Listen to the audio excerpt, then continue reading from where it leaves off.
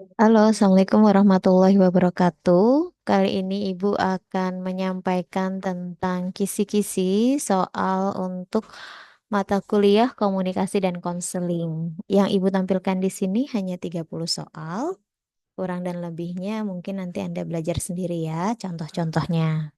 Oke, yang pertama. Ibu bacakan seorang bidan melakukan penyuluhan tentang pentingnya mencegah stunting melalui pola makan yang sehat bagi ibu hamil di balai desa. Penyuluhan berjalan dengan baik karena terlihat ibu hamil sangat antusias menyimak dan bertanya pada saat kegiatan tersebut. Pada kasus di atas, komponen komunikasi apakah yang tidak disebutkan? A. Komunikator, B. Komunikan, C. Media, D. Umpan balik, atau E. Pesan. Nah, kalian simak baik-baik ya. Apa dari kelima pilihan ini yang tidak Ibu sebutkan di soal tersebut? Selanjutnya nomor 2, seorang bidan melakukan penyuluhan tentang pentingnya mencegah stunting melalui pola makan yang sehat di bagai ibu hamil di balai desa. Penyuluhan berjalan dengan baik karena terlihat ibu hamil sangat antusias menyimak dan bertanya pada saat kegiatan. Pada kasus di atas, jenis komunikasi apa yang bidan lakukan? Ya, gampang ini ya, harusnya bisa. A. Komunikasi interpersonal, B. Komunikasi intrapersonal, C. Komunikasi massa, D. Komunikasi transendental, atau E. Komunikasi kelompok. Selanjutnya, salah satu pendekatan yang digunakan dalam membentuk ilmu komunikasi adalah pendekatan A. Historis, B. Psikologis, C. Kesehatan, D. Saintifik, atau E. Biologi. Selanjutnya, nomor 4, model komunikasi yang menitik beratkan kepada siapa, who, mengatakan apa, says what, melalui saluran apa, in which channel, kepada siapa, to whom, dan dengan efek apa, with what effect, adalah model A. Behaviorisme, C. Sibernetik, D. Difusi informasi, D. Transaksional, atau E. Model Laswell. Ya, cek di PPT-nya ya. Selanjutnya, pengertian terkait hubungan pribadi yang dilakukan secara tatap muka antara dua orang, yaitu konselor dan konseli. Melalui hubungan itu dengan kemampuan-kemampuan khusus yang dimilikinya, menyediakan situasi belajar atau komunikasi terapeutik adalah pengertian dari A. Komunikasi, B. Konseling, C. Temu wicara, D. Dialog, E. KIE atau komunikasi, informasi, dan edukasi.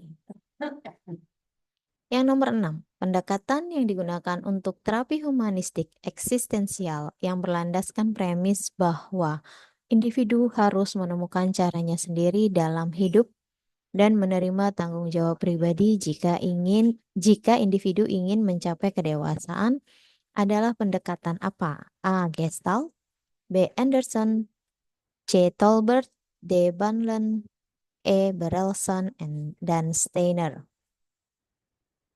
Selanjutnya nomor 7, membantu konseli untuk melakukan transisi dari ketergantungannya terhadap faktor luar menjadi percaya akan kekuatannya sendiri merupakan salah satu A.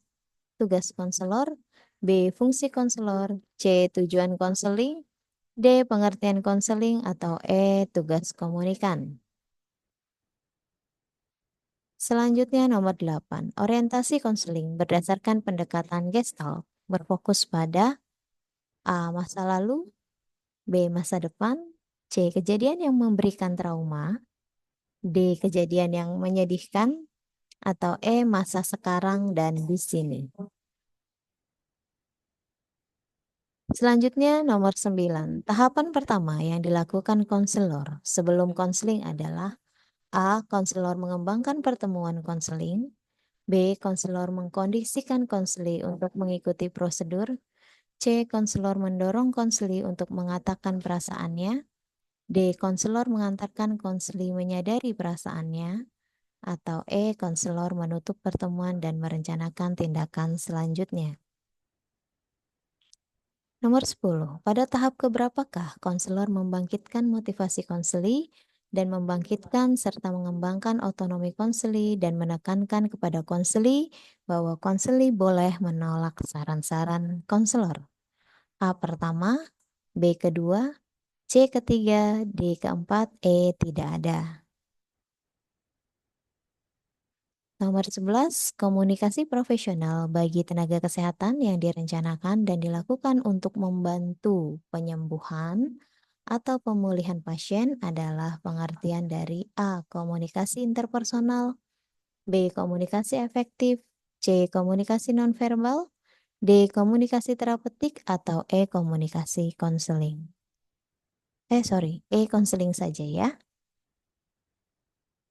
Nomor 12, hubungan bidan dan pasien adalah hubungan terapeutik yang saling menguntungkan, merupakan salah satu A. Prinsip komunikasi terapeutik, atau B. Definisi komunikasi terapeutik, C. Fungsi komunikasi terapeutik, D. Pola hubungan nakes ya, tenaga kesehatan dan klien, E.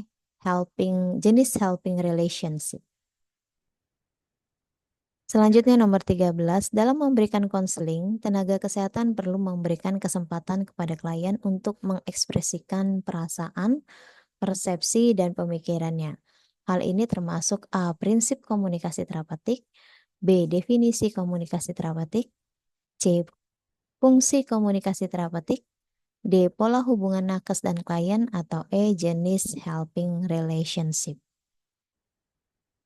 Salah satu kualitas tenaga kesehatan yang diperlukan dalam keberhasilan melaksanakan komunikasi terapeutik adalah A. Mempelajari diri sendiri, B. Menerima umpan balik, C. Membuka diri, D. Mempertahankan kontak mata, atau E. Memiliki motivasi altruistik. Nomor 15, tenaga kesehatan melakukan eksplorasi perasaan, mendefinisikan harapan, dan mengidentifikasi kecemasan. Hal ini dilakukan pada saat A. Terminasi, B. Kerja, C. Perkenalan, D. Persiapan, E. Konseling. Jika tenaga kesehatan melakukan komunikasi yang berhasil mencapai tujuan seperti diterima, dipahami, mengubah persepsi, dan mengubah perilaku atau melakukan aksi pada pasien, hal itu dinamakan A. Komunikasi interpersonal, B. Komunikasi terapeutik, C. Komunikasi transendental, D. Komunikasi nonverbal, atau E. Komunikasi efektif. Nomor 17, salah satu kaidah komunikator dalam melakukan komunikasi efektif adalah A. Menggunakan bahasa yang mudah dimengerti audiens, B. Menyampaikan pesan yang sederhana, C. Menghargai setiap individu, D. Agak sedikit sombong, E. Berpenampilan menarik. 18, salah satu teknik komunikasi efektif adalah A. Menetapkan sasaran atau tujuan komunikasi, perjelas komunikasi dengan siapa, tentukan tempat dan waktu yang sesuai, kuasai materi yang akan diberikan, serta kuasai cara presentasi atau komunikasi yang baik. B. Menyusun teks mulai dari tahap persiapan, orientasi, kerja, dan terminasi. C. Menyadari bahwa pesan verbal dan nonverbal yang disampaikan kepada pasien mulai dari tahap awal saat pengkajian maupun sampai pada tahap evaluasi akan berpengaruh pada kepuasan dan perilaku pasien. D. Membina hubungan baik serta kepercayaan antara tenaga kesehatan dan pasien. Dan E. Membantu pasien merealisasikan dirinya sebagai upaya mempertahankan sikap penerimaan diri dan peningkatan kehormatan dirinya. Nomor 19, salah satu bentuk teknik berbicara efektif dapat melalui A. Menghargai audiens dan memanfaatkan naluri ingin tahu, C. Menjelaskan pesan dengan lengkap dan detail, C. Menggunakan bahasa kesehatan agar tampak keren, D. Menggunakan media yang canggih seperti laptop, E. Perlu mengoptimalkan ruangan yang digunakan untuk berkomunikasi. Nomor 20, jika seorang ibu hamil datang memeriksakan diri ke tempat praktik Anda, diketahui usia kehamilannya 20 minggu, ibu terlihat pucat dan kurang istirahat. Ketika ditanya, keluhan ibu menyatakan bahwa ia lelah dan capek karena kurang istirahat. Ibu tinggal bersama mertua dan setiap hari ibu membantu pekerjaan sehari-hari serta menjaga warung ibu mertuanya. Ia tidak enak kalau karena ingin berkontribusi di rumah mertua. Komunikasi apa yang perlu nakes lakukan kepada ibu supaya masalahnya selesai? A. Komunikasi terapeutik. B. Komunikasi efektif. C. Komunikasi intrapersonal. D. Komunikasi nonverbal atau E. Komunikasi interpersonal. 21. Jika konselor menepuk bahu klien yang sedang menangis, hal tersebut termasuk komunikasi nonverbal dengan jenis A. Kinesik, B. Prosemek, C. Haptik, D. Paralinguistik atau E. Artefak. Jika seorang bidan menggunakan seragam putih saat melakukan pekerjaannya, lalu menggunakan handscoon, sarung tangan, serta masker, memberikan interpretasi komunikasi nonverbal dalam jenis A. Kinesik, B. Prosemik, C. Haptik, D. Paralinguistik, atau E. Artefak. Sorry. 23. Ketika seorang dosen yang sedang di luar negeri mengajarkan tentang cara anatomi dan fisiologi, tentang mata kuliah ya, mata kuliah anatomi dan fisiologi pada malam hari, karena perbedaan waktu yang seharusnya kuliah dilaksanakan siang hari, hal tersebut termasuk dalam komunikasi nonverbal A. Kinesik, B. Prosemik, C. Haptik, D. Paralinguistik, dan E. Artefak. Selanjutnya nomor 24, ketika seorang tenaga kesehatan dengan menginformasikan tentang cara meminum obat dengan baik, namun dengan praktik, hal tersebut termasuk dalam komunikasi A. Haptik, B. Paralinguistik, C. Artefak, D. Logo dan warna, E. Kinesik. Selanjutnya, salah satu komunikasi nonverbal yang menggunakan simbol suatu karya organisasi atau produk dari suatu organisasi, terutama bagi organisasi swasta adalah A. Haptik, B. Paralinguistik, C. Artefak, D. Logo dan warna, atau E. Kinesik. 26. Seorang bidan sedang merencanakan untuk memberikan informasi tentang alat kontrasepsi pada ibu pasca bersalin. Untuk mendorong ibu langsung dapat memutuskan alat kontrasepsi apa yang akan ia gunakan, sebaiknya bidan melakukannya dengan A. Komunikasi interpersonal, B. Konseling, C. Komunikasi efektif, D. Komunikasi terapeutik, atau E. KIE. 27. Komunikasi yang membahas tentang dinamika kelompok, efisiensi dan efektivitas penyampaian informasi dalam kelompok, pola dan bentuk interaksi, serta pembuatan keputusan termasuk dalam A. Komunikasi interpersonal, B. Komunikasi terapeutik, C. Komunikasi kelompok, D. Komunikasi efektif, atau E. Konseling. 28. Seorang ibu hamil remaja datang memeriksakan diri Anda, diketahui kehamilannya berusia 16 minggu.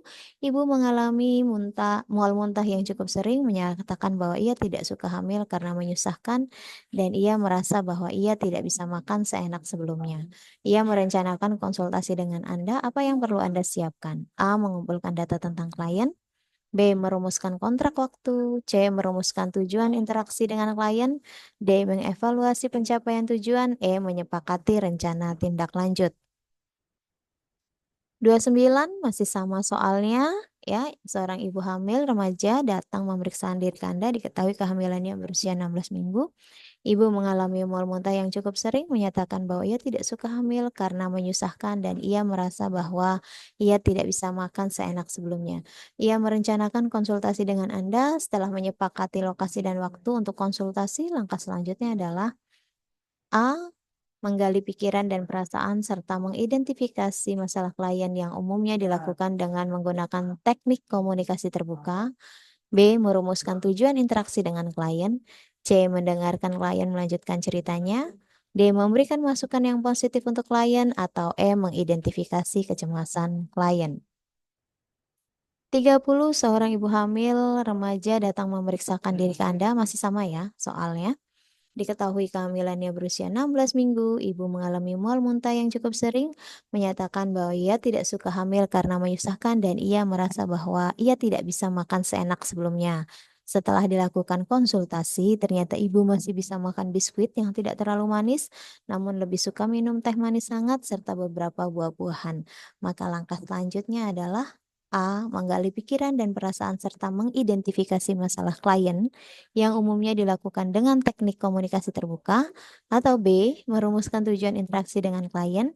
C. Mendengarkan klien melanjutkan ceritanya. D. Merencanakan tindak lanjut untuk mengatasi mualnya. Atau E. Mengidentifikasi kecemasan klien. Oke, demikian yang bisa Ibu share untuk kisi-kisi soal ujian tengah semester ini. Semoga kali bermanfaat dan hasilnya sesuai dengan harapan kalian. Terima kasih. Wabillahi taufiq wal hidayah. Wassalamualaikum warahmatullahi wabarakatuh.